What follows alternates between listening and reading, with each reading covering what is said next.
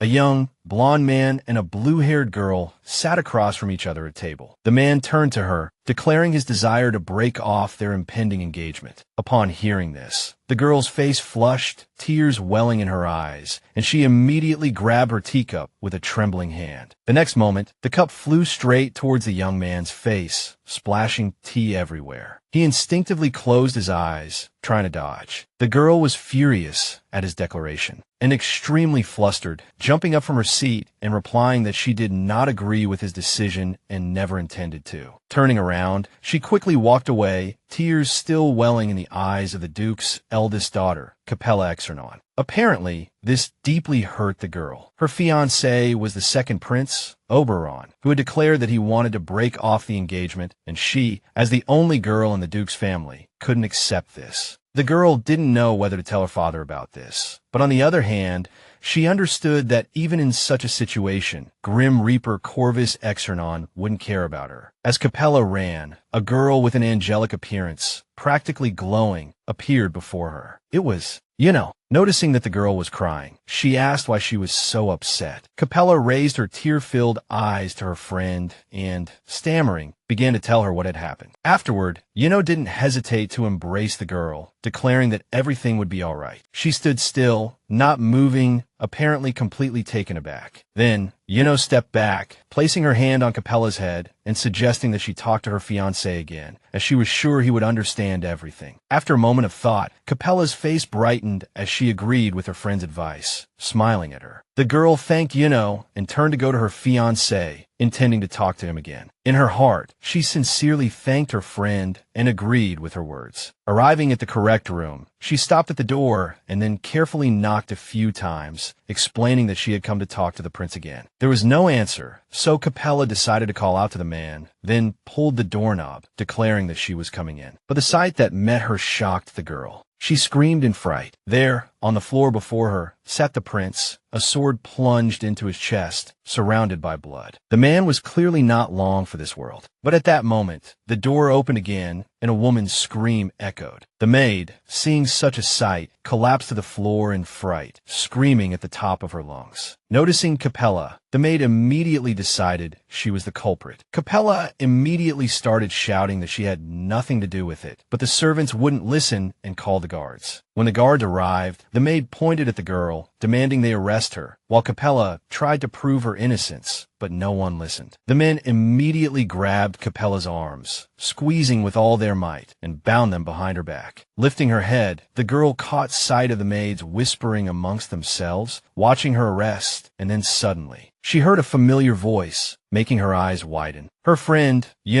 was walking down the corridor, wearing a hood. Noticing her, Capella tried to shout to to get her attention, but seemingly ignored her, and the guards slammed the girl to the ground, ordering her not to move. All she could do was pathetically reach out towards the passage where her friend had just passed. For a moment, even turned around, seemingly looking at the girl with disinterest, but then she lowered her gaze and continued on her way. Capella couldn't understand any of this. After some time, the girl was brought before the king, who shouted at the top of his lungs that Capella Axicon was sentenced to death for the murder of his son, Oberon. She knelt before the man, her hands bound. The king ordered the guards to lock the girl in prison until the day of her execution. Tears welled up in the girl's eyes again, and she tried to explain that she was innocent, but from the corner of her eye, she caught sight of a familiar figure. It was her father. His gaze was cold and stern, as if he didn't care about his daughter at all. Capella screamed, begging him for help, trying to show that it wasn't her fault at all, but he just looked at her for a few seconds and turned away while she was dragged towards the dungeons. The girl recalled how, even when she was a baby, her father was indifferent to her, always ignoring her, even though he was Capella's only relative. The man had never even smiled at his daughter, and she guessed this was because people called him Grim Reaper Corvvis Axicon. Slowly walking towards the deathbed, Capella understood that a father like hers would hardly protect her. As she neared the steps, the guards knocked her to the ground, ordering her to speak her last words to her father. Looking up at him, she tried to convey her innocence, but he only stared back with a cold, dismissive gaze, his expression unchanging even in this situation. The guards prepared the guillotine, the chains clinking. Corvvis, without a word, turned and walked away. Stunned by his actions, Capella screamed after him, her voice hoarse. Numb, she realized he truly hated her. Her head was placed on the block. The execution was being prepared. All she wanted was revenge against the father who had never given her the love she deserved. Tears streamed down her face, but then a familiar figure appeared in the crowd, and a woman's scream pierced the air. Juno rushed towards her, reaching out, just as the guards abruptly cut the rope. A loud, feminine shriek followed. Capella's red eyes snapped open. Disoriented, she found herself in a bright room, birds chirping outside the window. A man entered, opening the door and asking if she was awake. As he approached, she recognized him as her father, only much younger. He was quite handsome in his youth, she realized. Then, Capella raised her hands, seeing they were incredibly small. It dawned on her, she was a baby back in the past. Her father slowly reached out to her. Regarding him with hostility, knowing he was still her enemy, she decided to play along. She grasped his outstretched finger. He wasn't angry, calling her silly and saying she looked like a true angel, while she continued to suck on his finger. Capella was confused. Her father's spoken words didn't match what she heard in her mind. He said it would have been better if he had a son, yet she heard him praising her. Then she understood. She could hear his unspoken thoughts. Terrified, she released his finger. He continued to insist he wanted a boy, but his thoughts said the opposite. As a breeze drifted through the open window, a blue bird landed on the sill and chirped. Her father watched her with interest, then leaned down, tracing a finger across her face, declaring she would be useful only for a political marriage. Yet, in his mind, he couldn't bear the thought of giving her away someday. A maid suddenly appeared, and he straightened up. The maid rushed to baby Capella, and her father quickly left the room. The servants worried he would do something to the child. Capella realized she could only hear her father's thoughts, a fact she found difficult to believe given his outward coldness. Everything felt like a deception. Capella knew one thing. She would have her revenge, even if she didn't know how yet. Given a second chance, she wouldn't give up. Only Juno was on her side, she thought, held in the maid's arms. The little girl contemplated her rebirth and her mission of revenge. She had to avoid execution.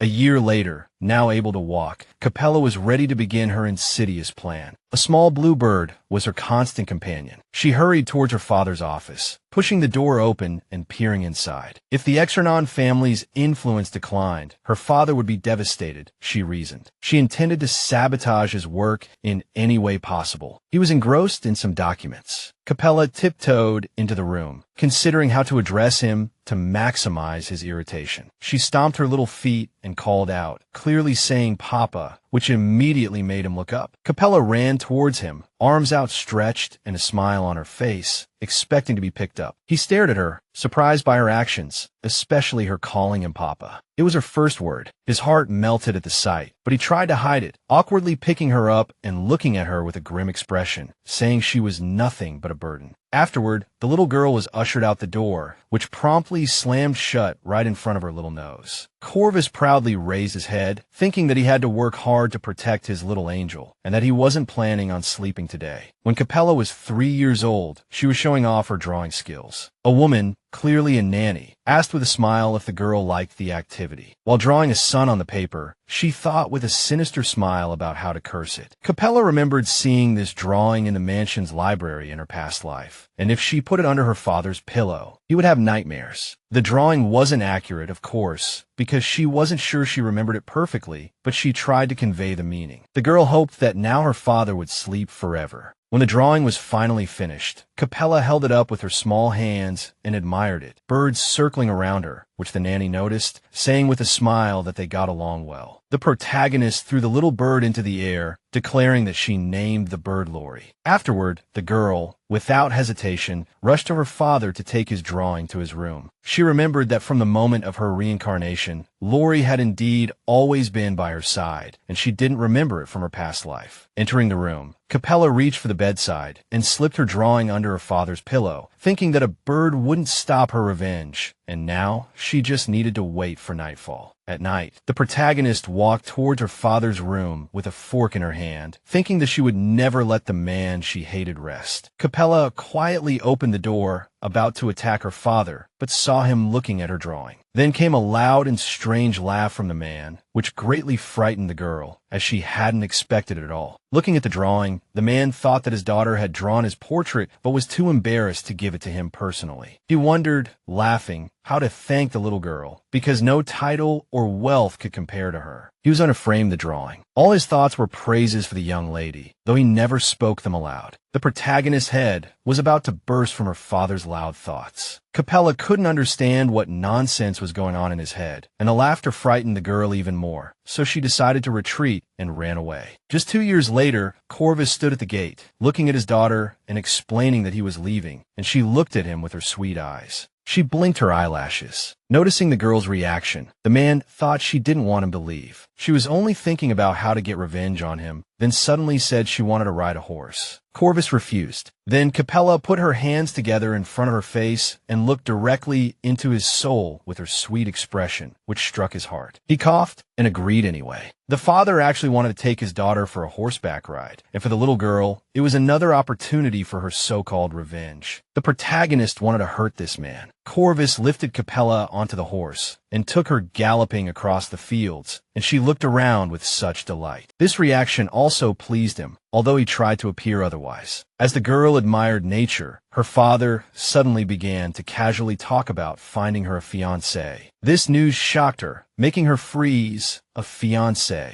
Of course, it was the same second prince Oberon as in her previous life. As children, they often drank tea together and did many other things, but the end result was very bad for Capella. She was not allowed to be involved with him. So the little girl, sitting on the horse, waved her arms and screamed that she didn't want this at all. Then her foot slipped and kicked the horse, causing the steed to startle and throw off both riders. Corvvis managed to catch his daughter. He lay on the ground with his daughter on top of him, holding her tightly. The girl quickly jumped down and rushed to her father, shaking him. He immediately got up and yelled at the child, scolding the girl for being a fool. He told her never to move like that again while sitting on a horse and to think about her safety. For some reason, Capella couldn't hear her father's thoughts now. He suddenly froze, then turned away, explaining that he was very scared and he was glad his daughter was safe. This surprised the girl. Now, there was one thing she didn't understand: why on the execution ground that day, the man hadn't even looked at her. Corvvis changed the subject, returning to the engagement with Prince Oberon, asking Capella if she objected. She immediately nodded, indicating her dislike of the idea. The man didn't understand the reason for the refusal, and then the protagonist looked at her father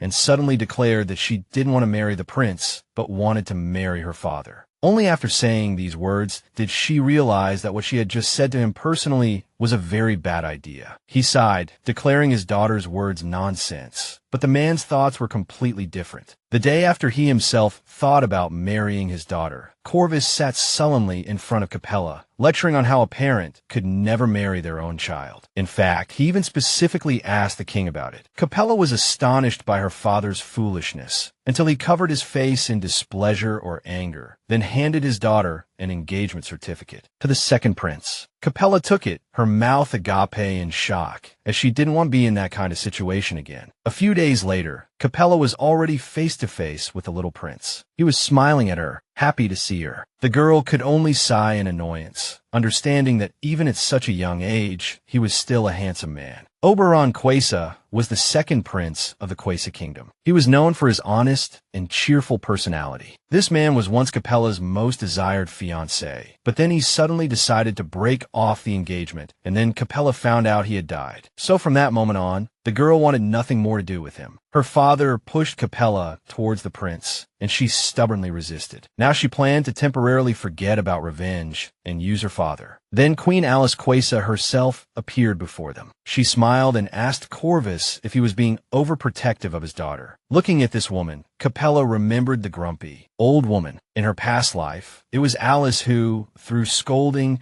taught Capella etiquette, while her father didn't even ask her to be a little kinder to his daughter. The woman smiled, saying that today was a special occasion, and no one dared to judge anyone. The little prince smiled happily at his little bride, while she tried her best to avoid him. The queen invited Corvvis and Capella to a magnificent table laden with delicacies. The man immediately followed the suggestion, while the girl stood aside. Then she tugged on her father's pants, looked him straight in the eyes, and declared that she wanted to sit on his lap. He waved his hand, telling his daughter not to be silly, but in his mind, he was thinking that he wouldn't let her get away with this so easily later, because she was doing all of this on purpose. Capella watched the queen's reaction, thinking, for such a childish girl, was she worthy of being the second prince's wife? Surely there would be no engagement now. But Alice just laughed happily and said that everything was much better than she expected. The woman asked Corvvis if the girl really loved her father that much. He answered with restraint, where Her Majesty spoke about how, as childhood friends, she had been worried about him. Capella remembered that they had known each other for a long time. After all, Corvvis had been on the battlefield with her older brother, Alice's brother, who was also his best friend. So they had known each other since childhood and had a close relationship. But Capella didn't need the queen at all. She considered her a hateful woman, and just sitting at the same table with her made her seethe with anger. The prince suddenly turned to the girl and asked her what she liked to play. The boy thought his bride only liked girly games and drawing. And Capella, thinking about it, knowing she didn't like those things, suddenly declared that she liked horses. Alice was surprised that the young lady preferred horseback riding over other activities, which also surprised the prince. He thought it was unusual for a girl. But then Capella contradicted everyone at the table, saying with a smile that she liked to play horseback riding games. At these words, everyone at the table was surprised, and her fiancé decided to find out more. Looking at Oberon, Capella suddenly asked the boy to be her horse. Of course, this was another plan of Capella's, aimed at finally getting rid of the royal family and her fiancé. Because she had just said such rude things, they should be angry with her. But then the little prince suddenly dropped to the floor on all fours in front of Capella, which she hadn't expected at all. She was shocked by the boy's behavior. The queen and Corvvis immediately rushed to the little prince, urging him to get up. Her father turned to his daughter, stroking her head, and looking at Capella, said that such words could only be said to her father. But in his own mind, he was thinking that only he could be her horse. Such thoughts surprised the girl. When Oberon sat back down at the table, he reminded his mother that she had said Capella could be his wife, so he should take care of her and indulge her in everything. She agreed and then looked at the girl. Capella hoped that everything would end now. But Alice suddenly turned to Corvvis and started talking to him about his work, forgetting about his daughter's behavior. She didn't understand why the queen had suddenly changed the subject and why her plan hadn't worked. Corvvis, holding a cup, said he's now decided to focus on his ducal work, blaming everything on no longer being young. The queen recalled how interested the man had once been in antiques and remembered that he was only 25. Capella, ready to take action, looked at the little prince, trying to figure something out, when the boy suddenly exclaimed, calling Corvvis the Reaper of Death. He smiled, and the conversation immediately broke off. The man's expression didn't change, but the queen looked at her son in shock. He, beaming, asked the duke if he had correctly named his nickname, as it was the title he earned in the war. Before the prince could finish, Capella, putting on a show, pretended to fall, spilling a cup of tea directly onto the boy's face, stunning everyone around them. Oberon sat silently, staring at one spot, clearly completely unprepared for such a turn of events, soaked to the bone, with tea all over his face and clothes. Capella, proud of herself, happily jumped up from her seat, hoping that at least now they would say something to her. But Alice smiled, even as she apologized to her son. It was very strange, and even Oberon was surprised that his mother suddenly made him apologize to Capella, since he himself hadn't done anything wrong, and then abruptly suggested ending today's meeting. The main character didn't understand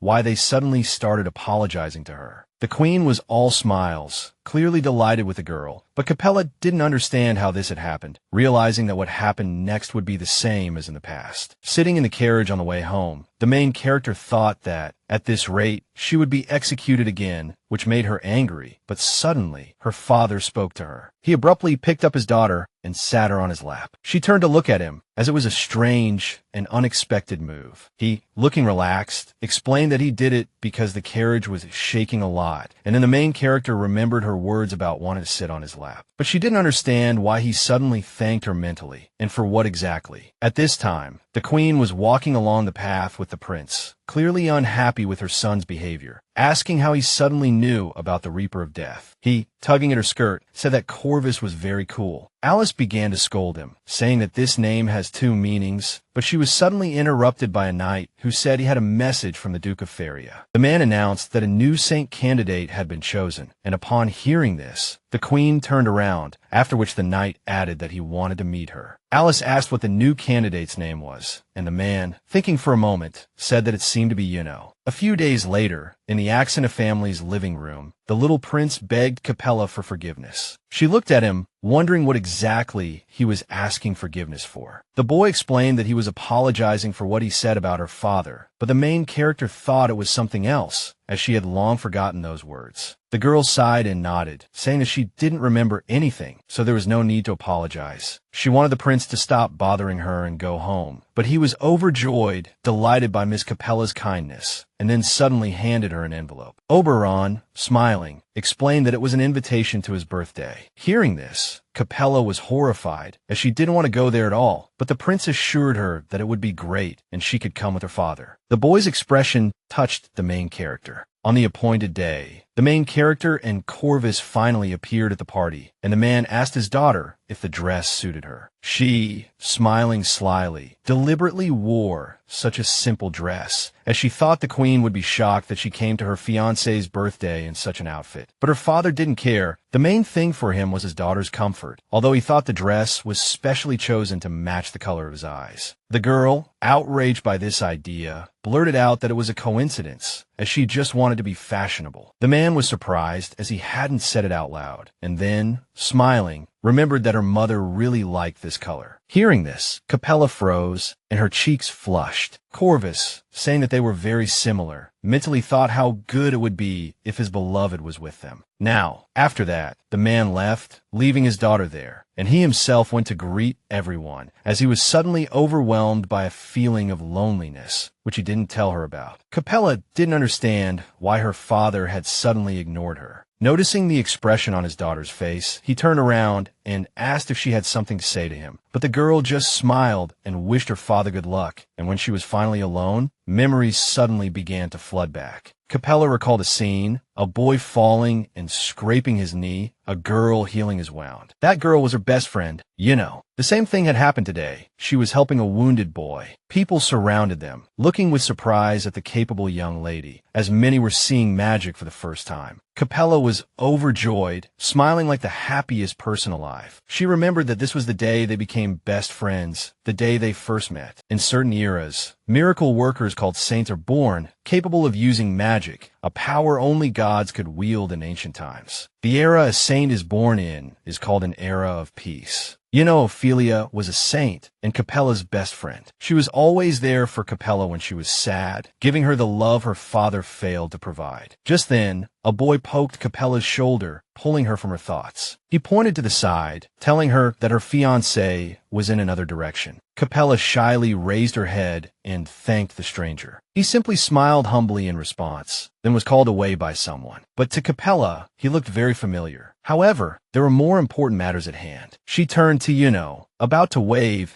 and walked towards her with a happy smile. But at that moment, someone splashed some kind of drink on Capella, staining her dress and leaving a large wet mark. Standing before her was a girl in a bright orange dress. She apologized insincerely, explaining that her hand had slipped, a complete accident, then adding that it was no big deal since it was such a plain dress anyway. Capella remembered that the person in front of her was Charlotte, the eldest daughter of the Duke of Feria. While Juno was a beautiful and kind girl, her sister Charlotte had a completely opposite personality. But in the past, it was after this incident that Capella and Juno were supposed to become friends. She understood that if she proceeded as usual, everything would go smoothly, until she suddenly noticed her father, Corvvis, in the crowd and heard his supportive thoughts. Capella couldn't understand it, as he simply looked at her, yet she could hear every thought he had. He wanted his daughter to grow up independent. Corvvis believed Capella should become stronger. Capella felt like it was all a mockery, and it irritated her greatly, because it was he who had abandoned his own daughter. Before her death, she hadn't wanted to hear such words at all. So, Capella picked up a glass of drink, unable to contain her anger, and splashed the liquid directly onto Charlotte's dress. Completely unprepared, Charlotte was stunned. With anger flashing in her eyes, Capella smiled and pretended to ask Charlotte for forgiveness. Twirling the glass in her fingers, she then bent down, touched Charlotte's chin with a finger, and declared that a terrified expression suited her better. Capella tried to tell Charlotte that she had messed with Capella Axicon, advising her to remember her name well in the future, threatening to show her what the Reaper of Death's daughter was capable of. Capella stood triumphantly before Charlotte, smiling slyly, while Charlotte remained silent. At this moment, the young prince, Oberon, also noticed the commotion, while her father, Corvvis, thought his daughter handled the situation coolly. Charlotte suddenly pretended to be very upset and started crying, saying that Capella was very angry and that she hadn't meant to do anything bad to her. At that moment, Juno intervened. Noticing her sister Charlotte crying, she turned to Charlotte and asked what had happened. Charlotte immediately began to complain about Capella. Saint Juno looked up at the flustered Capella. Although Capella understood that she had been caught red-handed, everyone had seen her actions from the sidelines, and the stain on her own dress wasn't even noticeable because of the similar color. Looking at Juno, Capella had absolutely no idea what to do. She thought that, at this rate, Juno would only end up hating her first. Capella's mother had died shortly after she was born, and she hadn't received any maternal love. And now, having reached the age of 5 for the second time, the girl had made a fatal mistake. Her only friend in the past, Juno, in her mind, would hate her in 5 seconds, and Capella would have no friends left. But then, Juno suddenly asked her sister Charlotte if she had been rude to Capella in any way. Capella breathed a sigh of relief, trying to explain that Charlotte had spilled juice on her, although she understood that now she looked like the bad guy. Then, the sound of Oberon approaching was heard. He was clearly very angry, angrily asking why his bride, Capella, was on the verge of tears. Charlotte immediately began to defend herself, saying that he had misunderstood everything and that it was Capella who had splashed the drink on her dress. Capella tried to explain the truth. Prince Oberon saw that Charlotte's dress was clearly damaged, but Capella's dress needed to be examined more closely to determine what had happened. Then, unexpectedly, he knelt down on one knee and grabbed the hem of Capella's dress and started sniffing it, which made Capella very embarrassed, as it was too much. But then Oberon lifted his head and said that Capella's dress smelled of grape juice, and she hadn't lied to anyone. After these words, the little prince made a big fuss. Behind him was the queen, furious at her son's behavior, because what gentleman would lift a lady's skirt in public? The boy immediately blushed and apologized for his actions. Capella awkwardly covered her mouth with her hand, saying it was no big deal, even though she was trembling all over and tears were welling up. Seeing this, the prince panicked, and the queen said that both girls needed to change immediately. She then turned to Corvvis and asked if he objected. He replied that he didn't, and let the girls go change. Later, Oberon knelt before Capella, begging her to forgive his foolish behavior. She replied that she had already forgiven him. The protagonist was now acting like a truly mature girl, realizing that she was dealing with a child, and children always make mistakes. Oberon suddenly jumped up, declaring that he was ready to take responsibility for his actions. Hearing this, she blushed and gasped. When he took her hand, Capella didn't understand what he meant, as they were already engaged. Remembering this, the prince promised he would make his bride the happiest person in the world. Then the protagonist remembered all the happy time she had spent with Oberon, how they had ridden horses joyfully. The girl understood how much she loved this boy. Then the moment when the prince refused the engagement surfaced in her mind. She understood that now, standing before her, was just a 6-year-old boy. This made Capella laugh.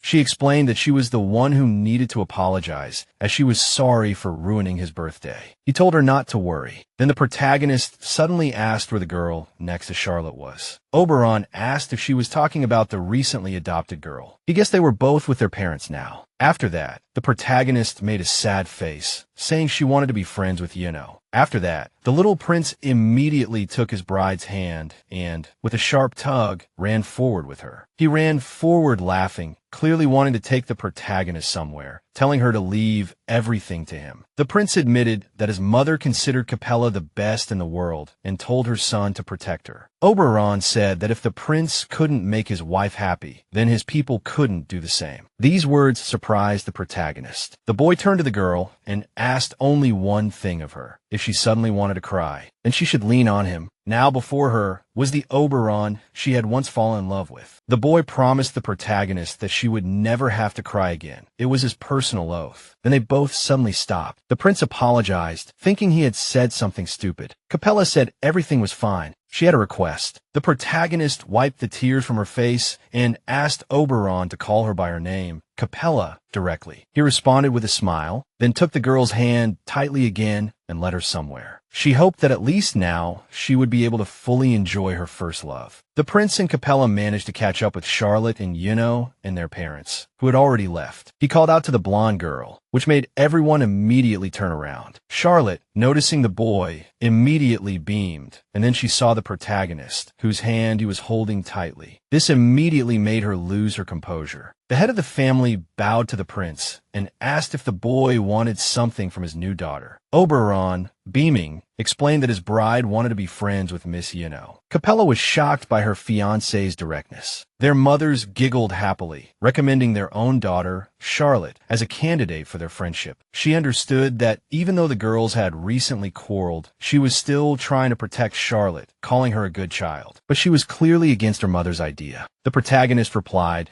that it was all the same to her who she became friends with. Capella raised her head and shyly asked Juno to be her friend, then swallowed nervously, worried about the girl's next answer. She looked down indifferently, then wanted to ask the protagonist a question. Did she want to be friends with Juno only because she was a saint? The answer came quickly. Capella explained that she wanted to be friends with her like ordinary girls. These words surprised her interlocutor. So Juno suddenly took the protagonist's hand, which surprised her. Then she smiled and said that she would be happy to be friends with Capella. These words overjoyed the girl. A little later, the family's carriage drove away. Juno waved to her new friend through the window, while Charlotte was very angry with her sister. The girl's parents looked strange. Their smiles were very strained. They were clearly unhappy about something. Seconds later, Juno's cheek stung from a harsh slap, so forceful it drew blood from the corner of her mouth. Her sister, Charlotte, stood before her, fuming, shrieking accusations that Juno was only befriending the other girl to get closer to the prince, now that she had agreed to the friendship. Their parents remained indifferent. Her mother even laughed, suggesting that if they dressed the rat up nicely, she might be able to snag someone here. Her father chimed in, grinding his heel into his foster daughter's hand with all his might, eliciting a sharp cry of pain. He insisted that even a rat could be useful in their quest to find Axiconn's weaknesses. A few days passed, and Capella busied herself preparing an invitation for her new friend. She genuinely hoped to build a friendship with Juno. Showing Grace her freshly drawn invitation, she asked for her opinion, to which Grace responded with a smile, declaring it her best work yet. Grace even offered to show the invitation to Capella's father, making Capella uneasy. When Capella approached her father, he looked at the invitation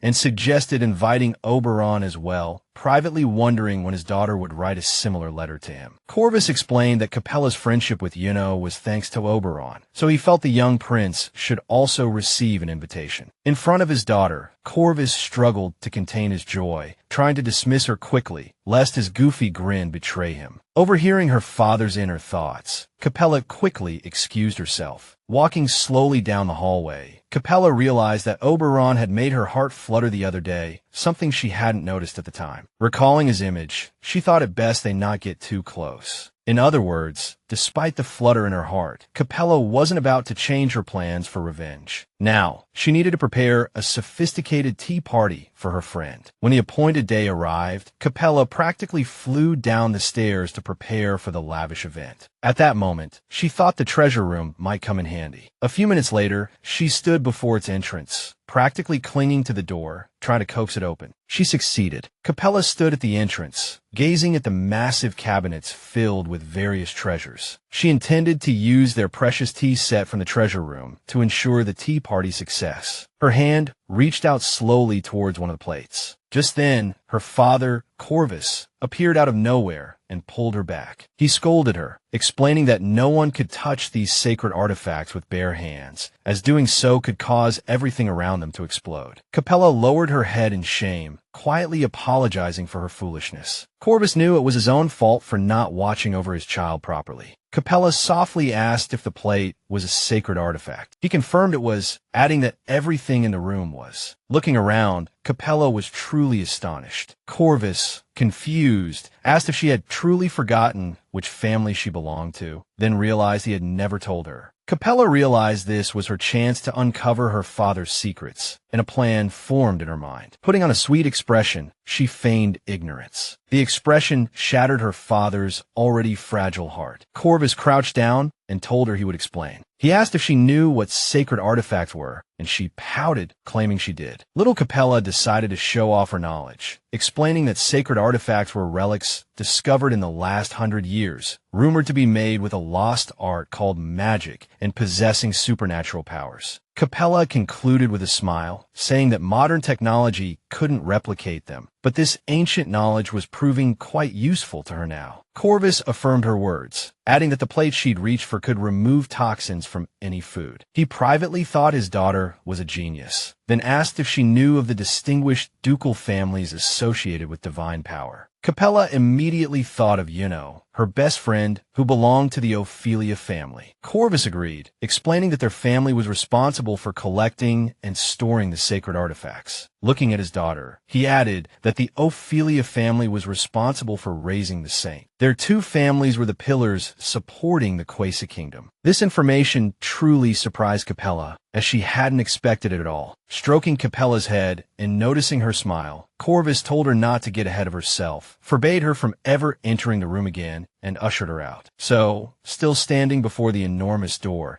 digesting everything her father had just told her, Capella screamed, unsure where to put the stake. After all, on the day of the tea party, she put on a fashionable dress and began questioning Grace about whether the desserts were ready. Grace replied that everything had been prepared long ago. Capella wondered how Grace knew about such a good shop, the one where they had bought everything today. She knew that in the past, this shop had once been extremely popular, but then their conversation was interrupted. A maid tripped and fell at their feet, shattering a vase. She immediately began begging for Capella's forgiveness. Capella smiled and extended a helping hand to her, asking if the girl was hurt. The maid began to stammer, and Capella, thinking she had injured her hand, said it needed to be bandaged. She then turned to Grace and asked if they had any spare flowers. Grace replied with a warm smile that, of course, they could find some flowers. Capella couldn't understand such a reaction, but then Grace, for some reason, began talking about the girl's mother. Still smiling, Grace said that if the maid's mother could see Capella now, she would be very proud of her daughter. Hearing this, the maid became very embarrassed and then tried to change the subject back to the vase. As Grace was about to leave, the maid who had fallen called out to her, saying that the master had instructed that if there weren't enough dishes, they could take some from the treasury. This greatly surprised Grace. After speaking, the maid was visibly nervous and watched Grace for a long time. Meanwhile, Capella kept thinking about what Grace had said about the maid's mother. After all, in the past, this girl had indeed been much angrier. But recalling everything Capella had experienced and seen in her life, many things had changed. She no longer wanted to hurt anyone. She carefully held her bird friend, looking at it tenderly. Then Capella suddenly wondered why Grace hadn't returned yet. Only now did she remember that in the past, when she was little, Grace had suddenly been dismissed, or at least that's what they had said. Capella had persistently questioned her father about the reason for Grace's dismissal. Not only him, but others as well. But no one had told her the truth, or perhaps they simply didn't want to. Grace had disappeared that day. Noticing Capella lost in thought, a servant approached her, asking if she was all right and if she wanted to return to her room. She tensed, remembering how everyone had been busy preparing for the tea party back then. But then a loud bang suddenly erupted, startling everyone around. The tea party itself was abruptly canceled, and everyone was dismissed by Corvvis. Now, thinking carefully, Capella remembered the tableware from the treasury that her father had mentioned. Tableware that could explode upon contact. Putting everything together now, Capella realized that something terrible must have happened to Grace that day, and she immediately rushed into the building. Tears immediately welled up in Capella's eyes. She ran as fast as she could, calling out Grace's name, hoping to save her from something terrible. But when she burst into the building, she saw Grace standing in the middle of the hallway, smiling at her and asking why she was suddenly screaming. Grace didn't understand Capella's surprise and explained that Corvvis had said he would personally fetch a replacement for the vase, and she herself was just about to return to Capella. This made Capella even more panicked. After all, if everything proceeded as it had before, Corvvis would be caught in a powerful explosion and might even die. As Grace was about to retrieve the vase, Corvvis stopped her, saying he would get it himself. She was very surprised by this. He replied that his daughter had been interested in antiquities a few days ago, so he intended to bring some safe ones for them. Afterward, he left, thinking about how he had yelled at Capella the other day and intending to bring her the antiquity as an apology. One thing surprised Corvvis. His daughter, despite not having a formal education, knew quite a lot. Standing in front of the treasury door, he thought that this could be used to his advantage, so that his daughter could learn more about antiquities. After Grace mentioned that Corvvis had said he would personally fetch the vase, an image immediately flashed in Capella's mind, him opening the door and everything around exploding. Capella froze, realizing that, based on what had happened in her past life, there would be an explosion in the mansion and Grace was supposed to die in it, but now it would be her father. A terrifying image appeared in her mind, Corvvis slowly being consumed by flames. If she did nothing now, he would die there. Panic suddenly seized her. Clutching her skirt, she realized that her revenge was finally coming to an end. The cold and ruthless father would no longer be in her life, and she would be free. But Capella suddenly remembered her father's thoughts, which she had heard with her own ears. How hard he worked for his daughter, how he wanted to appear better in her eyes. Having realized all this, Capella clenched her fists and ran forward, leaving Grace standing there alone in bewilderment. The girl rushed to her father with all her might, not understanding why he had been so cold to her back then, despite the fact that he loved her so much. The protagonist ran so fast that she didn't even care that she practically rolled down the stairs, all for the sake of saving Corvvis in time. She wished he had told her everything first, wished that at least in this life, she could make him not hate her. Thinking about her father, bitter tears welled up in the girl's eyes. Even as she ran to save him, she kept telling herself how much she hated him. Capella mentally ordered him not to die before she arrived, because the protagonist wanted to take revenge with her own hands, and he was holding the doorknob, slowly opening the door. At this moment, Capella appeared behind him, calling out loudly, and he immediately turned around, noticing his daughter. The moment Corvvis opened the door, the girl and her bird practically flew into the room, and a loud bang immediately echoed within. Grace, hearing the sound, appeared at once, frantically asking what had happened. Before her, the woman saw her master and his unconscious daughter covered in blood. The man was also injured but still conscious. He immediately picked up the girl and shouted to Grace that they were going to Ophelia's house right now. He didn't care what demands that family would make. The important thing for him was that the Saintess could heal Capella. The woman worriedly pleaded with her master not to overexert himself, as he was also injured from the explosion, but he loudly retorted, declaring that he didn't care about himself right now. The most important thing for him was to save the life of his unconscious daughter, Capella. Looking at the little girl, the man recalled all the moments of her childhood and realized that if he lost her now, he wouldn't be able to live. At that moment, a chirping sound came from beneath his feet. It was Capella's bird. Corvvis remembered how much his daughter cherished the small creature and demanded that it be healed as well. Hearing this, Grace looked at her master in shock, blood from his forehead streaming down his face, as he declared that the bird was also a member of their family. The small blue creature lay half dead on the floor, occasionally showing signs of life. Grace carefully scooped it up in her hands, and Corvvis urged her to hurry, telling her to prepare the carriage immediately. But at that moment, the butler came running with news, saying that the Ophelia family had already arrived at their mansion, and there was no need to go anywhere. Corvvis, still holding his daughter's body, simply looked at the man silently. Compared to her past life, Capella believed that everything was different this time around. She had her bird, Lori, and Grace had helped her a lot with everything. Capella could also hear her father's thoughts. However, the protagonist's ending was still death. This was clearly her fate. But she didn't understand what she had done to deserve such a fate. And even if she managed to survive,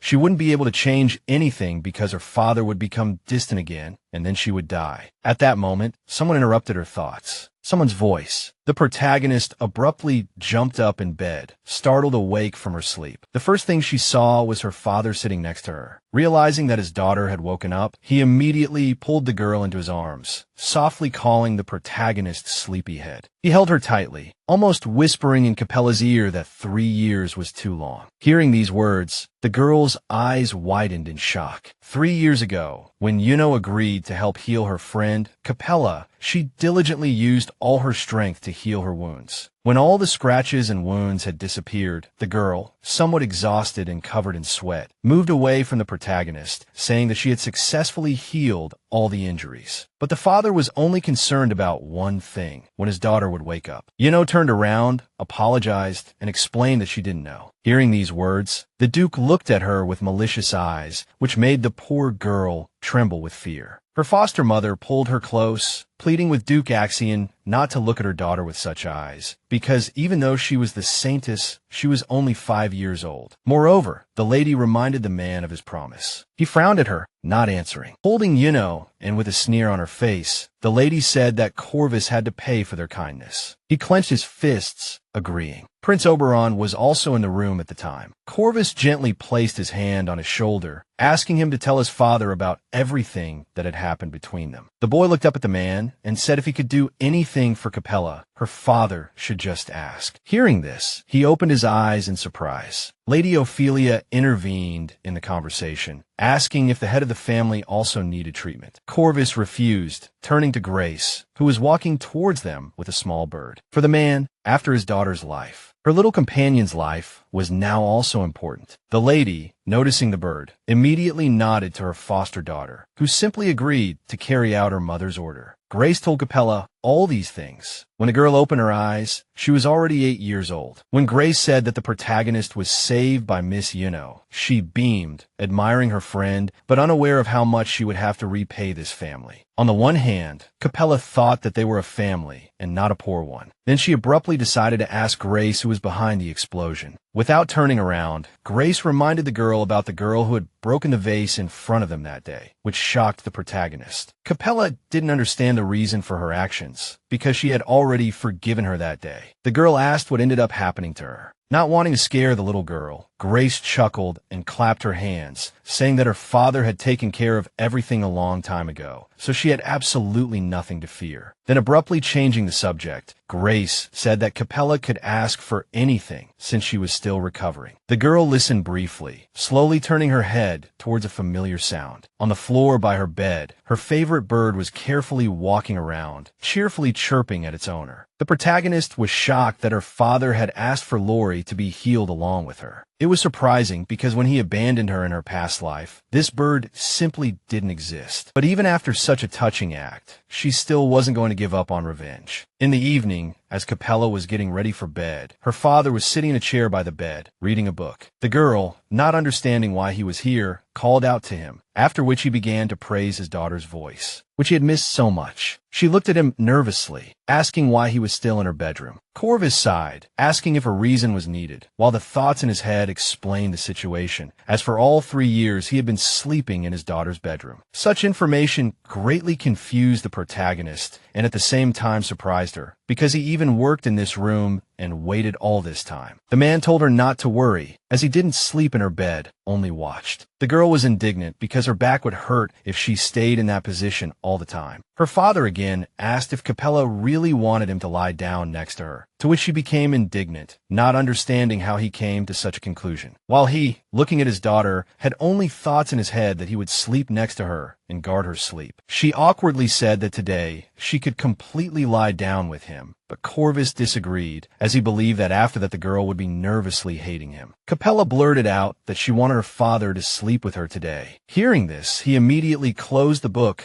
climbed onto the bed, blew out the candle, and lay down on his side. The man closed his eyes, wishing his daughter good night, while she looked extremely embarrassed, and he just felt bliss. But then, out of the corner of her eye, Capella noticed her father trembling. He was still thinking about that happy event, that his beloved daughter was alive and well. The protagonist abruptly sat up quietly in bed, continuing to look in his direction. She kept asking herself why her father had just watched her during the execution that day. The girl blamed herself, thinking that she had done something wrong, because no matter how much time passed, the image of him abandoning her would not leave her head. Capella lay back down in bed, turning her back to Corvvis, closed her eyes, and calmly fell asleep. She wondered if her father could hear her inner voice and how he would react then. Corvvis sat at the table with some instruments in his hands, looking ahead with a stern and displeased gaze. Sitting opposite him was Capella, already 9 years old, who didn't understand what she had suddenly done wrong. The man announced that there was a very urgent matter to discuss. The protagonist was frightened, fearing that Prince Oberon had already been killed, and she would now be blamed for it. But her father continued to burn his daughter with his gaze, announcing that he would have to go on a long business trip. All these years he had stayed at home and hadn't gone anywhere, even on the king's orders. He himself thought that he couldn't leave his daughter alone. Corvvis explained that he could no longer ignore the emperor, and if he ignored the order, it would be considered treason, meaning Capella would have to be left alone. This angered him, and he even considered killing the king and putting his daughter on the throne, along with many other ideas that flooded his mind. Hearing this, the girl's head was practically exploding. Covering her ears with her hands, the girl screamed, saying that she also wanted to go with him, just begging him to stop this torrent of thoughts. Hearing this, he froze in surprise, looking at his daughter. Apparently, he had been waiting for her to make this suggestion to him. Sometime later, Capella was already sharing the news with her friend Juno, who was happy for her. The protagonist was stressed about the trip, as she wouldn't see her friend for 3 months. She had managed to start communicating with Juno after the coma, because in her past life, she hadn't wasted 3 years, and Oberon brought the savior to his bride that day. The boys suggested that the girls meet regularly, and they were surprised by this offer. Since then, they had become quite good friends, meeting at the same table every month, but somehow it was at the Imperial Palace. Juno thought Capella's upcoming trip was a good idea, saying it was much better than aimlessly staying at home, but she reminded him that her father was going there for work. After all, then the prince spoke up, saying that 3 months was quite a long time, and the protagonist just sighed in response, then explained that other things needed to be prepared before the trip, so it would only take 2 months. Oberon gave a warm, awkward smile, saying that he would miss Capella, and hearing this, Capella felt embarrassed. But she tried to control herself, reminding herself that this man would leave her in the future. The prince had a wonderful idea, smiling and saying that they should go somewhere together after Capella returned. After listening to this joyful statement, the girls looked at each other and then declared that it was a very good idea. On the appointed day, Corvvis and Capella rode in the same carriage, and she looked at her father in great surprise. After all, he had changed a lot over the years. Seeing his daughter looking at him, he raised his head, thinking that she was bored. Clutching a piece of paper in his hand, he tried to think of something to talk about with his little daughter, considering different options, wondering if she had fallen in love with anyone. But then Corvvis suddenly put down the unfortunate piece of paper, thinking that he still had an idea after all. Taking off his glasses, the man asked Capella if she knew why they were suddenly leaving. In fact, he felt sorry that his father could only talk about such boring things. The girl was happy with any topic. The most important thing for her was that she could at least briefly not hear his strange thoughts. The protagonist guessed that some artifacts had recently been discovered and her father needed to inspect them. He nodded, saying that everything was correct, and mentally praised his daughter. He shared that artifacts are most often found during excavations, and if you find artifacts in one place, you can find more. He was very interested to know if his daughter understood why this was the case. The girl didn't know. She sat thoughtfully, looking at her father. He found her confused look very cute. Capella guessed it was because their ancestors threw everything away together. Hearing this, Corvvis smiled, resting his chin on his hand. The man thought it was a very good idea for them. Artifacts are like real treasures, created by the gods as tools for everyday life. This is the most common theory. Corvvis said that people believe that gods once lived on their lands, and the places where artifacts are found may have been their settlements, so perhaps that's why they are discovered together. Capella was very fascinated by such stories, and she became genuinely interested in how the gods lived in the past. Apparently, the father was deeply touched by his daughter's sincere interest as he froze, looking at her admiring face. But he quickly came to his senses, coughed, and explained that they were going to excavate these artifacts, and that it was the king's order, which they could not disobey. But then something happened outside, causing the carriage to shake violently, and Capella was immediately frightened. The man instantly hugged his daughter tightly, asking what had happened outside. He tried to yell at someone, and the coachman shouted for them not to get out of the carriage. After that, stones suddenly flew into the carriage window. The protagonist screamed in fright, trying to dodge the stones. The girl looked out the window and saw that the carriage was being guarded by knights, driving away the strange crowd surrounding the carriage. They looked very angry and clearly harbored ill will towards the family as they held weapons in their hands. The knights continued to drive the crowd away from the carriage, keeping them at a distance. The father, holding his daughter in a concerned embrace, ordered her not to leave the carriage under any circumstances. Corvvis himself stepped out, showing himself to the angry crowd, demanding that they tell him directly what was happening. The man ordered the guards to lower their weapons and allow him to calmly discuss the issue with the crowd. One of the men immediately rushed towards Corvvis, grabbing his collar, furious that Corvvis had betrayed their lives. A woman holding a frail child in the crowd shouted that he had sold out their land for his daughter's life. The man continued to tug at the Duke's collar, everyone around them shouting angrily, blaming him for everything that had happened to them. Corvvis shook off the stranger's hand and turned to order the guards to deal with the people. But then another man tried to rush the Duke, and the knights immediately blocked his path. He cried, trying to understand why Corvvis had so heartlessly betrayed and abandoned them. Corvvis didn't answer, silently climbing back into the carriage while Capella watched him with shocked eyes. He looked down at the floor, apologizing to the people in his heart, because there had been no other way to save his daughter. Capella understood that this village had been under their family's jurisdiction, but she didn't understand why everything had changed. Corvvis replied that it had been, but now it was under the control of the Ophelia family. Capella understood. To allow Juno to heal her, her father had given this territory to their family. Looking up at Corvvis, she softly said that all of this had been done to keep her alive. Capella suddenly jumped up from her seat and ran to the exit. She understood that she should at least apologize to these poor, innocent people. But on her way out, her father immediately grabbed her, saying that this wasn't her fault at all. The people's hands were already reaching out for her. They all looked utterly exhausted, perhaps eager for revenge against the culprit. They reached for her, wanting to drag her to their side. Corvvis, understanding that his daughter had nothing to do with this, pulled her back into the carriage. Realizing that this was his decision alone, he ordered the coachman to leave. The carriage departed as quickly as possible, leaving behind the villagers who were incredibly angry and disappointed with the Duke. Corvvis understood that he was the only one to blame. Capella guiltily lowered her eyes to the floor. Her father didn't break the silence, tormented by his own thoughts. After traveling further down the road and turning a corner, Capella noticed piles of snow on the street through the window. They had finally reached the snow-covered city called Albert. Running down from the carriage, Capella felt cold despite her warm clothes, while her father clearly didn't care about the cold. The girl looked at him. He paused, realizing that he shouldn't have brought his daughter to such a cold city. She immediately guessed that he was now thinking about how boring it would be here. Capella suddenly grabbed her father's sleeve to stop him. He froze, surprised by this. She asked if this was their destination, smiling sweetly at Corvvis. Capella declared the city beautiful, which surprised the man even more. They stood in the middle of the road, looking at everything around them. Lanterns were lit, the road was covered in snow, and small houses surrounded them. He turned to the girl, stroking her hat, confirming her guess. Now Corvvis was glad his daughter liked it here. She smiled at him. As they stood looking forward, an unfamiliar voice came from behind, saying they hadn't seen the Duke in a long time. Turning around, they saw a bearded man standing before them, greeting the girl. He bowed, explaining that he was in charge of Albatross City, and then turned to introduce another person. Capella looked forward in surprise, clearly recognizing the person being introduced to her. Standing before her was the boy from Prince Oberon's birthday banquet, Raquel Goldsky.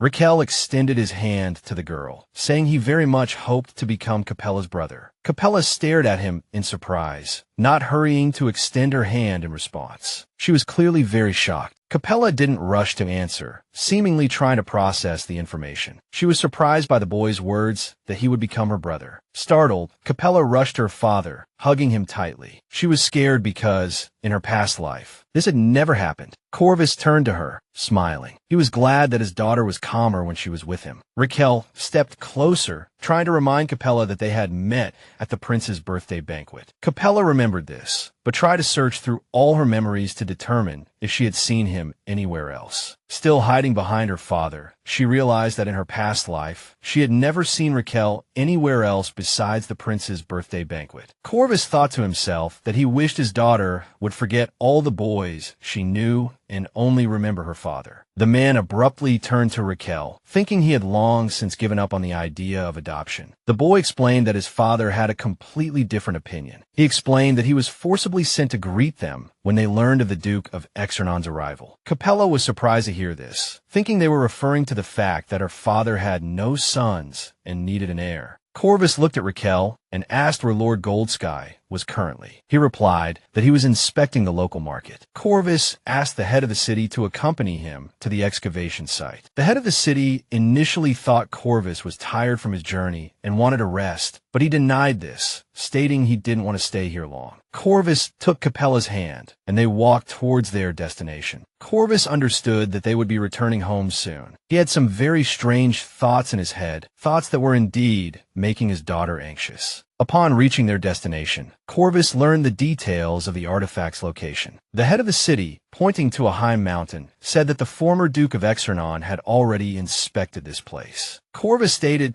that he found it hard to believe anything was missed during the inspection. Suddenly, Capella's voice rang out. The girl was angry because her father, for some unknown reason, had picked her up. He explained that walking in the snowy mountains would be difficult for her. Raquel was with them. Corvvis looked at the boy disdainfully. He didn't want him touching his daughter, not even with a single finger. A faint sound, like a little girl's voice, came from not far away, and everyone immediately turned towards the source. It was Charlotte, being carried by an unfamiliar man, apparently one of her servants. The girl, smiling slyly, called out to Raquel. Sparks immediately flew between the two girls, almost turning into lightning. The atmosphere between them was tense. Capella bared her teeth, unhappy, as she had already forgotten about Charlotte. During this time, the Charlotte in her memories was the younger sister who always caused trouble. Capella considered Charlotte her nemesis and was displeased with this meeting. She scoffed at Charlotte, thinking that she still couldn't walk without her father. Charlotte got down from the servant's arms and stood proudly in front of Capella, declaring that they were different because she had come here with her father purely for work. Charlotte smiled and said that Albert was her city, and since Capella and her father were here for the first time, she hoped they would enjoy the place. Charlotte admitted that she knew nothing about managing the territory, but she liked it here because the surroundings were so beautiful. Capella became frightened, realizing that perhaps this city was the same as that village. Then Charlotte suddenly turned to the Duke of Exernon and asked if, upon arrival, he should immediately greet the owner, feeling a sense of superiority over them. Corvvis, holding his daughter, carefully bowed and apologized to the owner, though he himself considered it a waste of time. Corvvis asked Charlotte if she would like to accompany them to the excavation site. Charlotte, smiling, replied yes, as she didn't want anyone causing trouble on her territory. Corvvis lowered his head and said that they should finish quickly so she wouldn't catch a cold. Capella, seeing the expression on her father's face, was clearly frightened, as it was the first time she had seen him like this. So frightening. Charlotte pestered Raquel, grabbing his sleeve and asking him to hold her hand. He had no choice but to silently agree, although he clearly didn't want to. But then, the boy turned his head and accidentally met Capella's gaze. He froze, looking into her eyes for several minutes, then blushed like a tomato. Charlotte noticed this and became very angry, as Capella was once again attracting more attention, just like at the birthday party, because the boys preferred to be with her. Capella suddenly clung to her father again and narrowed her eyes, not understanding why everything had become so complicated. Corvvis held his daughter tighter, thinking that he would definitely protect her. After a while, he put his daughter down and asked her to wait for him here, as an avalanche could happen at any moment, and he wanted to inspect the excavation site himself. He left an unusual ornament with his daughter, placing it in her hand. She looked at it in surprise It looked beautiful and bright. Turning around, Corvvis told Raquel to stay outside as well, but he followed Corvvis, claiming he would go with him too. Capella smiled as she looked at the pendant, thinking how protective her father was. Just then, Charlotte's voice came from behind her, laughing and calling the ornament a nice antique. Capella turned and asked her what she wanted. Capella was standing almost at the edge of a cliff. Charlotte came closer and closer, asking if the prince wasn't enough for her, since she was looking at Raquel. Charlotte smiled and declared that someone like Capella should be punished, then suddenly reached out and pushed Capella down. The girl's eyes widened in terror. She couldn't believe Charlotte had actually done it. She was falling, plummeting down the cliff face. Hearing the scream, Corvvis and Raquel spun around in alarm, unsure of what had just transpired. Charlotte immediately feigned innocence, claiming Capella had tripped and fallen. The falling girl couldn't believe Charlotte had the audacity to lie. Charlotte pulled Raquel away, ordering him not to shout, ostensibly to avoid triggering an avalanche. Just then, Capella's bird began to flutter frantically, chirping loudly and flying about in a panic. It was not without reason. At that very moment, an avalanche began to cascade down the mountain, hurtling directly towards Capella, threatening to engulf her. Avalanche, threatening to engulf her. Hearing the ominous sound, the men looked up and saw the world around them begin to tremble. Corvvis instantly thought of his daughter, realizing she was in mortal danger. He raced towards her, but the path to the cave was blocked by the onrushing snow. He narrowly avoided being crushed, then frantically began to clear the snow as quickly as possible. The head of the city said they should call for help, as they couldn't handle this alone. Corvvis, shoveling snow with frantic energy, insisted he didn't have time for that. He paused, reached into his inner pocket, and pulled out a strange ornament with a large red gem embedded in its center. It glowed, clearly a magical artifact. He knew there was no other way. As he pointed the ornament towards the passage, the snow seemed to evaporate, clearing the exit as a red light flared. The head of the city cried out, warning that using the artifact without authorization was dangerous and could trigger another avalanche. Corvvis didn't listen. He ran forward, yelling his daughter's name, hoping to see her ahead. When she wasn't there, he froze. But then he saw a shifting mound of snow. Guessing his daughter was beneath it, he immediately rushed to her rescue, digging into the snowdrift. But it wasn't Capella he uncovered, but Charlotte's servant, who had shielded his mistress and Raquel with his own body. As the servant rose, Charlotte angrily brushed the snow off her dress, complaining about the dreadful situation. Raquel remained silent, while the servant insisted that if she had known this would happen, they wouldn't have gone anywhere. Corvvis, furious, turned to Charlotte and demanded to know where his daughter was. The girl frantically turned to Raquel, expecting him to protect her. He stood motionless, further irritated by her clinging to him and her very presence there. Charlotte's servant spoke up, apologizing profusely, explaining that his mistress had pushed Capella just before the avalanche began, which was why he had shielded her instead. Charlotte stared in stunned fury as her servant revealed everything to the Duke. Before Corvvis could react, his daughter's bird suddenly appeared overhead, chirping loudly and drawing everyone's attention. They all looked up as the bird flew straight towards Capella's father, grabbing a strand of his hair in its beak as if trying to lead him somewhere. He didn't hesitate, following after it. Charlotte yelled after him, waving her hands and demanding he stop. She insisted that, as the owner of this city, a man could do nothing here without her presence. But then Raquel grabbed her hand. He was furious, his expression making that perfectly clear. He looked into her eyes, angrily telling her to be quiet for a moment. She collapsed before him, demanding to know why he was treating her this way. Meanwhile, Corvvis raced to save his daughter. He plunged into the chasm within seconds, disregarding his own safety, concerned only for his beloved daughter. Raquel watched this, smiling to himself, thinking that he really did want to become family with these people. He felt that life with them would certainly never be boring. Meanwhile, following Capella's bird, her father flew towards the place where she had fallen. Just then, the ornament her father had given her suddenly began to glow on Capella's neck, and the ground around her trembled from the approaching avalanche. A strange blue light suddenly enveloped her. A few moments later, she opened her eyes in confusion. She lay in the snow within a strange, ritualistic-looking circle emanating a bright light. She was astonished to find herself unharmed. Seeing an incomprehensible barrier nearby, she stood up and reached out to touch it with her fingers. As she did, it suddenly cracked and shattered into pieces. The ornament itself cracked before her eyes, but remained hanging around her neck. She took the ornament in her hand, seeing that it was ruined, covered in cracks. Panic seized her. She didn't know what to do. She thought it must have been incredibly expensive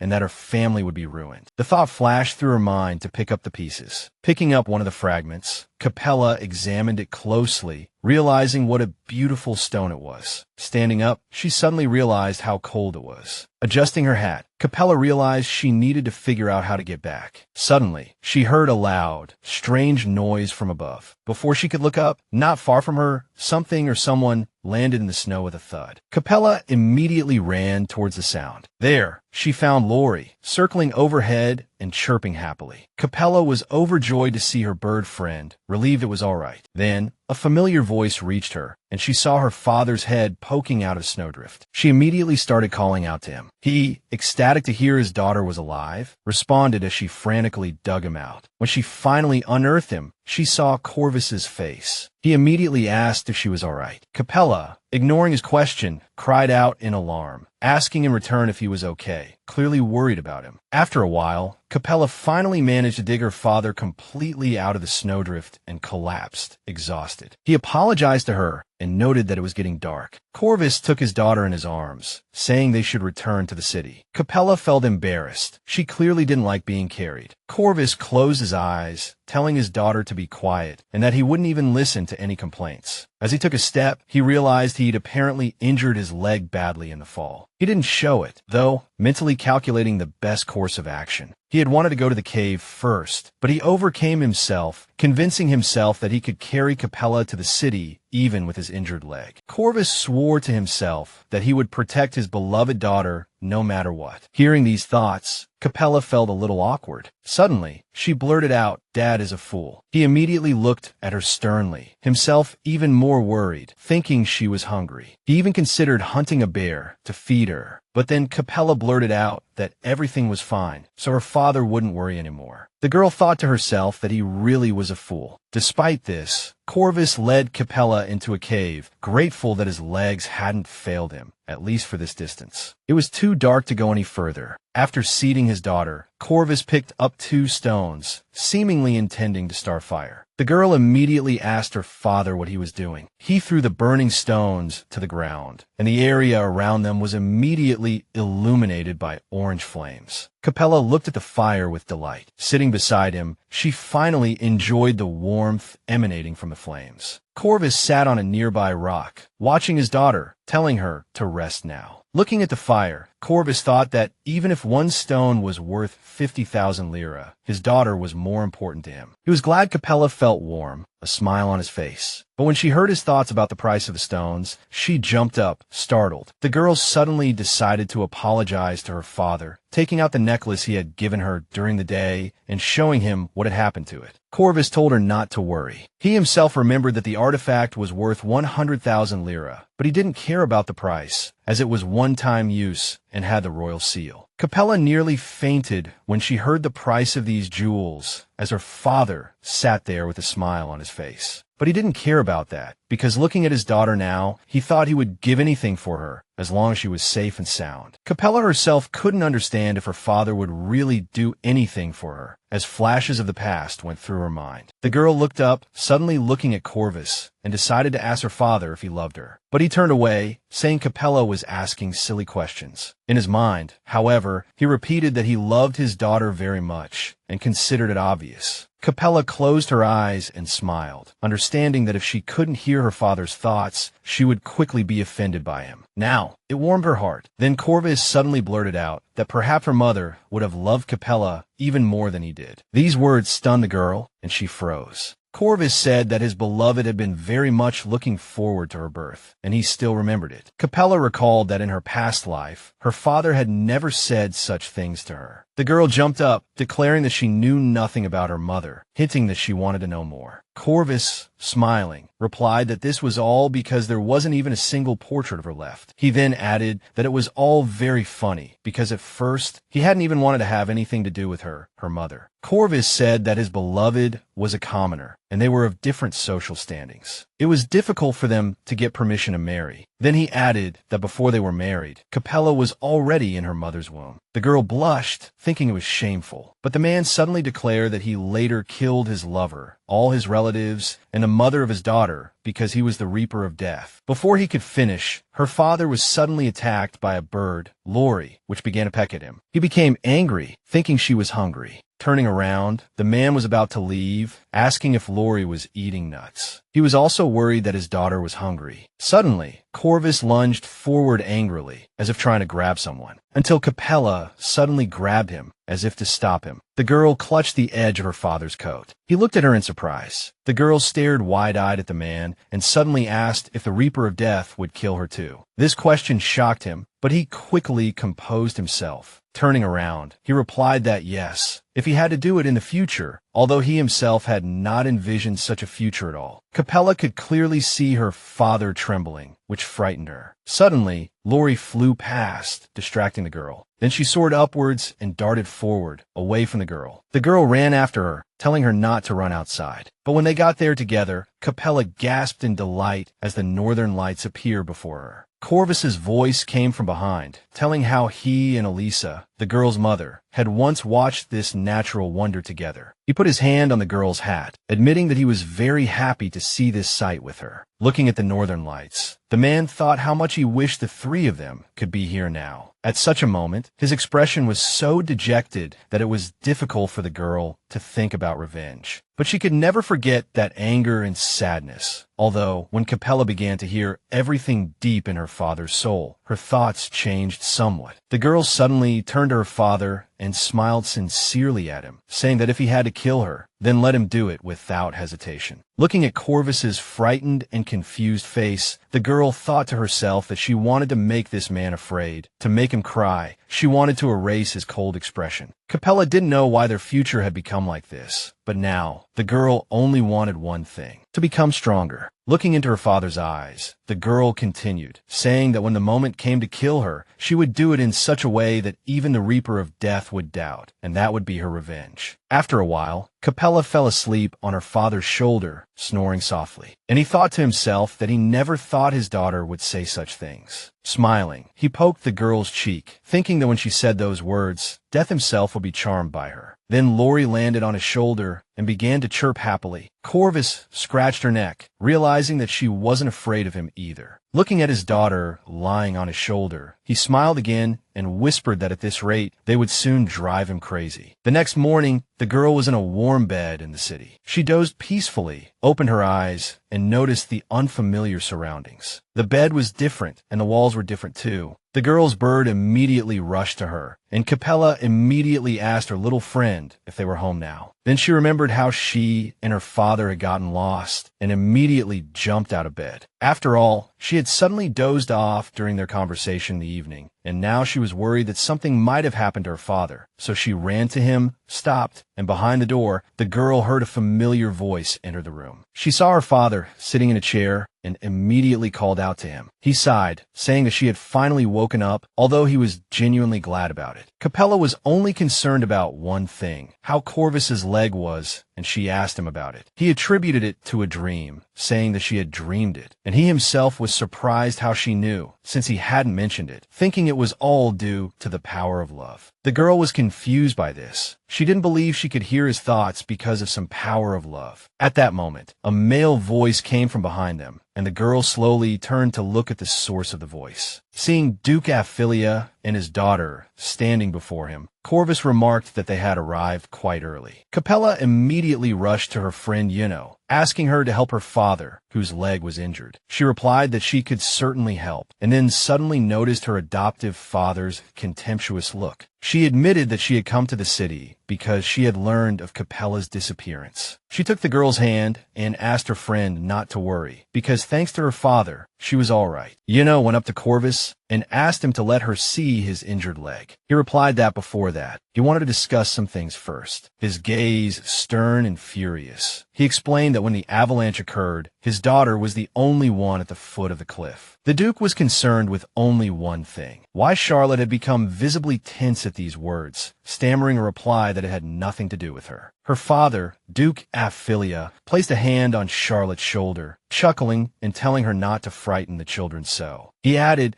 that he had already received a report on what happened, and in his opinion, it was simply an accident. Hearing this, Capella's anger flared. She cried out, and as the Duke told them not to fret over such a small matter, Capella slammed her hand on the table and pointed at Charlotte, declaring that the girl had pushed her. She was appalled that her adversary dared to lie about it. Grinning, Capella began to speak, asking if, since Charlotte had intentionally pushed her, Duke Aphilia would take responsibility for his daughter's actions. The Duke also grinned, calling Capella a spirited young lady, and brushed a strand of hair off her shoulder. Capella remembered that the Aphilia family had received this town in exchange for Juno's healing. Corvvis was surprised that Capella suddenly brought this up. He noticed the sly smile on her face. Duke Aphilia gave a nervous laugh as Capella proposed that since the reward for saving a life was territory, then threatening one should be rewarded equally. She then turned to Corvvis and said she was quite fond of the city. Capella stated that she wanted the city for herself, as there were many hospitable people who greeted them at the entrance. Hearing this, Corvvis was taken aback, thinking his daughter was doing this for the people living there in hardship. But Capella didn't actually care about the residents. Her main objective was to take everything from Charlotte and make her pay for crossing her. Capella's gaze was practically burning a hole through Charlotte. At that moment, Corvvis laughed, calling Capella a very clever girl. Capella immediately turned to Duke Aphilia. The Duke insisted that Capella made a valid point, but he was interested in who would come forward to testify against his daughter. Duke Aphilia grinned, asking if Capella had at least one living witness who could prove that she had been pushed and that it was an accident. Hearing this demand, Capella became visibly nervous, as she didn't know who could be a witness. Capella remembered that Charlotte's bodyguard had witnessed the whole thing, but he was Charlotte's man and unlikely to testify against her. This situation truly angered Capella, and she was completely at a loss for what to do. But just then, Corvvis placed his hand on her shoulder, thinking about how well his daughter was handling this. Corvvis suggested that Duke Aphilia hear everyone's testimony. However, Capella felt a distinct air of madness emanating from her father at that moment. Nearby, Raquel suddenly called out to Charlotte's bodyguard, asking him to wait a moment. He then whispered something in the man's ear. The bodyguard was quite surprised, but was unclear what Raquel had said to him. But then, the bodyguard suddenly stepped forward and declared his willingness to testify without hesitation. He stated that Charlotte had indeed pushed Capella off the cliff. Hearing this, Charlotte was shocked, while her father gave a nervous laugh. He continued speaking, and everyone stared at him in surprise, wondering why he had decided to tell all. The bodyguard explained that he couldn't get close to Capella when the avalanche occurred. Raquel listened to all of this with a satisfied smile. The bodyguard reiterated that Charlotte had undoubtedly decided to push Capella out of jealousy or anger. Charlotte, increasingly enraged by her bodyguard's words, jumped up from her seat and lunged towards him. She screamed that he was her bodyguard. How dare he testify against her? Charlotte's gaze became crazed, and she pointed at the bodyguard, declaring that he, just like his sister, would never see her again. At that moment, Duke Aphilia shouted his daughter's name from behind her, clearly furious at her behavior. Charlotte's fear of him was palpable. Raquel stopped the Duke just in time, finally suggesting they get back to the matter at hand. Pointing at the bodyguard, Raquel said he liked him and requested the chance to buy him for himself. Duke Aphilia replied that Raquel was still just a child. Raquel smiled, acknowledging this, and then pulled out a document stating that his father ran the Goldsky company. Baron Goldsky, a man of immense influence and wealth, had received his title 5 years prior and was a nouveau riche eager to establish connections with the Corvvis family. Corvvis thought to himself that this was why Raquel was trying to put them in his debt, having anticipated this situation and given the boy money just in case. But this was the first time Capella had ever heard her father approve of anyone. Raquel grinned and said that if the amount on the check wasn't enough, he would likely invite his father to conduct some serious business. But then, unexpectedly, Duke Aphilia bowed before Corvvis, apologizing for his daughter's actions. Gripping Charlotte's shoulder tightly, he nervously declared that he never imagined his daughter could be so treacherous, adding that they would heal the bodyguard's leg for free. Charlotte trembled with fear. Corvvis said he didn't care, his mind preoccupied with how to ensure they would never harm his daughter again. Capella exclaimed that Charlotte had said her father had used incredibly expensive magical items to protect her, and she wondered aloud who would pay for that. Turning towards the window, Capella stated that according to her calculations, the total cost amounted to 1.1 million lira. She added that since Corvvis had been forced to use all those magical items without the necessary permits, she had no choice but to inform the prince about everything. Putting on a show for everyone present, Capella mused aloud about what Oberon would say about all of this. Drawing a picture of herself and him on the window, she declared him her favorite fiancé and said she couldn't imagine what would happen when he learned the truth. Duke Aphilia caved. Corvvis, stunned by Capella's performance, stared at her wide-eyed as they were informed that all rights to the previously disputed territory would be returned to them. Capella, brimming with pride and delight at the news, was observed by her father, who realized that his daughter was far more formidable than he was. After everything was settled, Raquel, Capella, and Corvvis stepped outside. Raquel mentioned that he would be waiting for his father with Lord Ophelia. He couldn't believe he had actually pulled it off, remarking that even under these circumstances, he wouldn't agree to be adopted. But then Raquel declared that everything he had done up until now had been on his father's orders, and that, following those same orders, he would become Corvus's eldest son. Recalling Corvus's actions while chasing after Capella, Raquel looked at him and confessed that now he genuinely wanted to be a part of their family. They stared at him in astonishment. Suddenly, Lori leaped from Capella's arms and flew towards Raquel, fluttering around him. He watched her, mesmerized by every beat of her wings. All three were surprised by the bird's behavior, wondering if it was some kind of sign or message. Sometime later, Raquel saw Capella and her father off on their journey. As they boarded the carriage, Capella waved to him with a smile, and he mentioned their next meeting. The following evening, after the deal was finalized, Raquel's father looked at his son, repeatedly commenting on the large sum of money involved and questioning whether the boy was sure it was a good deal. Turning to face his father, Raquel offered a cryptic smile and asked him not to worry, assuring him he wouldn't incur any losses. Clearly, the boy had a cunning plan in mind. Looking out the window, Capella cried out in delight